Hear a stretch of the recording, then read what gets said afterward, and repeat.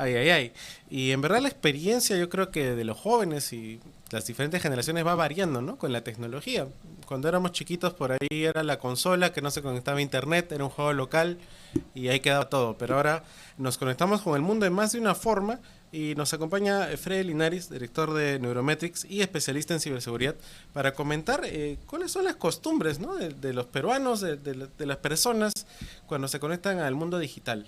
Buenos días con todos, un gusto estar aquí. Bueno, alrededor de consolas yo me acuerdo que me quedé en el Atari 800 XL, que funcionaba con cassettes, claro, y luego con disquetes. Tenías que soplar también cuando no funcionaba bien, tipo Nintendo, ¿no? Así es, así es. Y tenía un adaptador para ponerlo en la parte de atrás del televisor, y de ahí, bueno, Claro.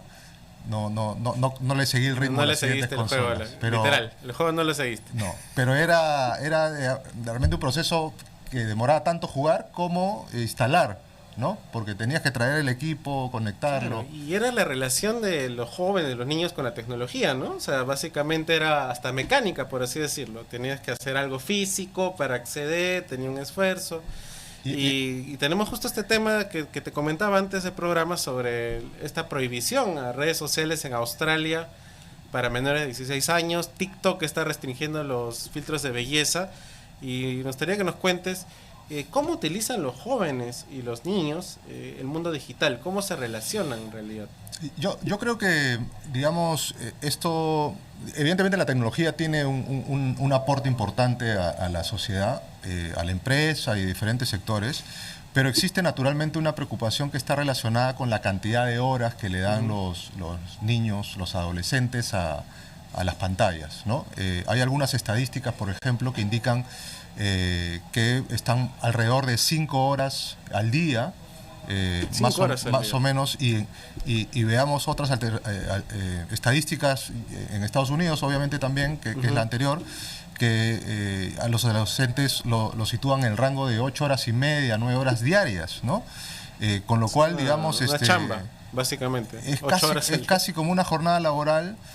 Y si le quitamos, digamos, las otras actividades que tienen que realizar, es una porción del... Claro, porque hay que dormir, hay que comer, hay que transportarse. Hacer deporte, ¿no? Una serie de otras actividades, con lo cual, digamos, esto no puede gobernar la totalidad del día de una... Sobre todo a edades tempranas, ¿no? Sí, Freddy, te invito a que nos acompañes luego de la pausa para hablar más sobre el uso, no solo de los niños y los jóvenes, sino de los peruanos, ¿no? ¿Qué tanto nivel tenemos a realizar actividades digitales? ¿Qué hacemos más en internet? Así que luego de la pausa, por favor, cuéntanos más de esto y volvemos en familia.com por RPP, confianza y credibilidad por todos los medios. Estamos de vuelta en familia.com, nos acompaña Alberto Nishiyama y también nos acompaña Freddy Linares, director de Neurometrics y especialista en ciberseguridad. Comentábamos los usos, ¿no? Y las costumbres, por decirlo, de los peruanos en el ámbito digital, y acá justo podemos comentar el índice de actividad digital, INAD 2024. ¿Qué nos dice este informe? Sí, bueno, nosotros hemos presentado hace muy pocos días este informe. Para los que nos están viendo y escuchando, imagínense que es como una nota, un indicador que resume cuán digitales somos los peruanos, pero en términos de actividades digitales, de lo que hacemos, ¿sí? Esto se ha organizado en 4 bloques, es decir, como si fuesen 4 categorías. ¿Competencias, por decirlo? 4 categorías que califican cuán maduros estamos. Okay. O cuán nota, claro, estamos. la nota. Es la nota, ¿no? Es como que tengamos de 0 a 5, de 5 a 10, de 10 a 15. Antes, una época tuvimos en Perú, ¿no? El ABCD, creo. Por ejemplo, podríamos usar ABCD para calificarnos, y que resume en un número de 0 a 1 esta madurez en términos de actividades. Y bueno, es el segundo año que hemos hecho ya la presentación de este indicador con la Escuela de Gestión Pública de la Universidad del Pacífico, y hemos agregado este año 2 países más, porque realmente la preocupación nuestra era ver no solamente la nota que te sacas internamente, claro, sino una comparativa. La comparativa, que es importante. ¿Y cómo ven al Perú, por ejemplo? ¿Y con quién nos comparamos? Sí, hemos agregado 2 países por ahora, que es México y España. Nosotros ya estamos en este año a corte junio en el mismo rango, en la misma categoría que México, por ejemplo. México está un poco más adelante, pero hemos pasado, digamos, saltado de categoría con relación al informe del año pasado.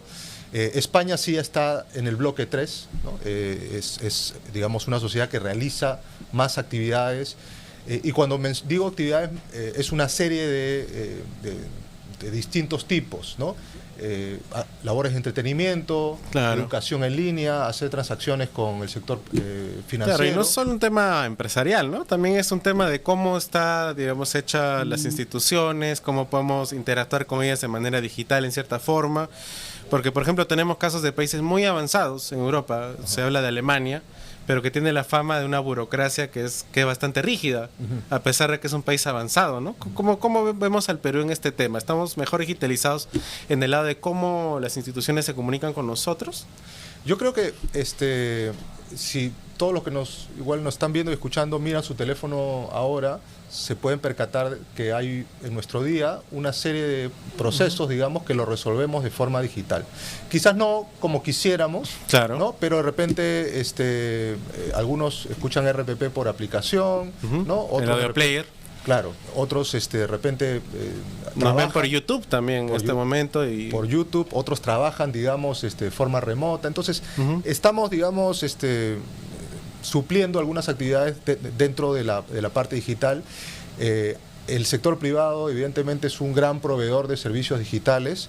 Yo creo que del lado del sector público hay varios trámites que se han digitalizado.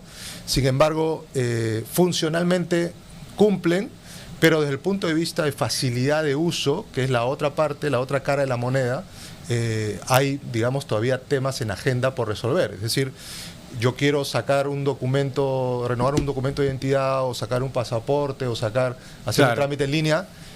Normalmente a veces ves el manualcito que te dice cómo utilizar ese servicio o qué navegadores usar, en el peor de los casos. Claro, el portal del Estado, ¿no? El gov.p, que a veces facilita, pero a veces también complica porque te da solo una fuente. O sea, no es tan sencillo acceder, por ejemplo, a las páginas, porque te envían usualmente al gov.p en el Perú. Y algo que me pasó recientemente es que si tú vas a una comisaría a reportar un documento perdido, tienes ahí un flyer que te dice, un afiche que te dice denuncia digital de documentos perdidos, ¿no? Entonces yo entro a la página y me dice servicio en mantenimiento. Exacto, entonces como que lanzamos un servicio y al final no se mantiene.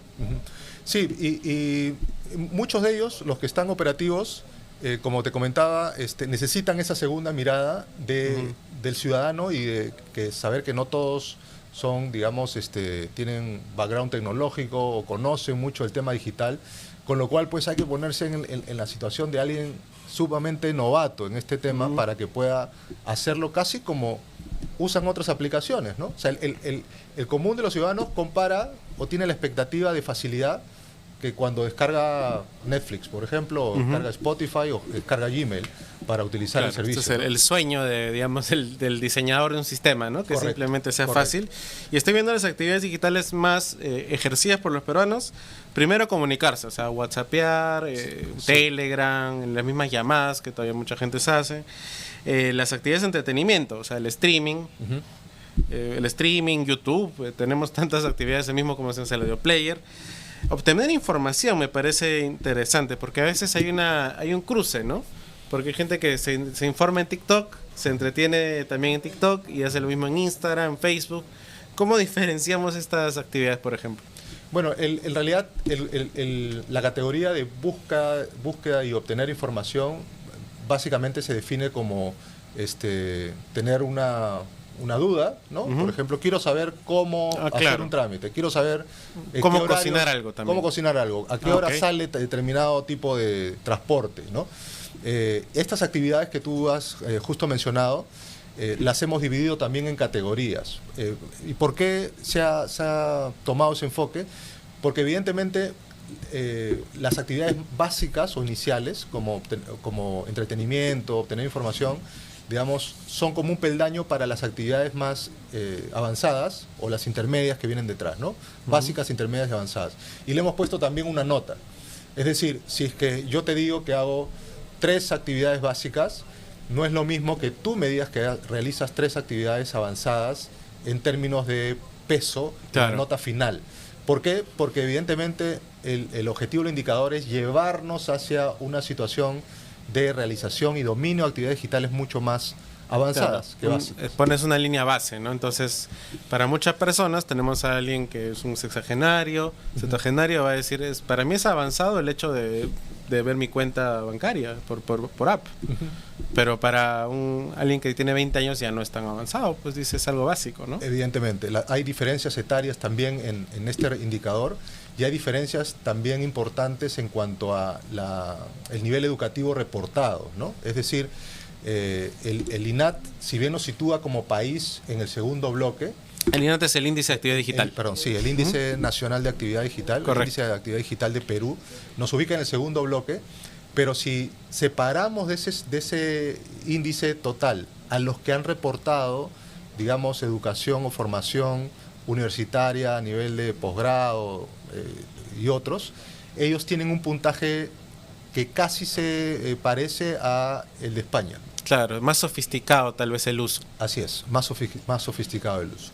Y igual hemos identificado diferencias entre regiones en el país y el indicador también lo hemos tratado de hacer lo más granular posible e ir incluso a nivel distrital, ¿no? Y esto también es interesante porque muchas de las decisiones que se toman por los actores públicos pueden basarse, digamos, en lo que da este indicador para decir en esta ciudad yo no debo enseñar temas tan complicados porque todavía están consumiendo y resolviendo temas más básicos, ¿no? Con lo cual estos programas pueden ir diferenciándose con este indicador. Sí, bueno, Freddy Linares, director de Neurometrics y especialista en ciberseguridad. ¿Dónde pueden encontrar, por ejemplo, las autoridades y también las empresas, ¿no? Estos datos para poder hacer las políticas, las ofertas y todo de una manera más efectiva? ¿Dónde encuentran el llamado INAT? Bueno, este es un reporte de descarga libre, gratuita. Lo pueden encontrar en la web de Neurometrics, que es neurometrics.la, o pueden googlear el nombre. Índice de actividad digital 2024 y les va a aparecer las primeras dos opciones, si no la primera opción. Perfecto, muchas gracias por acompañarnos, Freddy. Gracias. Y ya nos cuentas el próximo año qué tanto hemos avanzado con la actividad digital. Espero que avancemos más porque tenemos familia.com, les tenemos información sobre tecnología cada semana. Gracias por acompañarnos y nos escuchamos.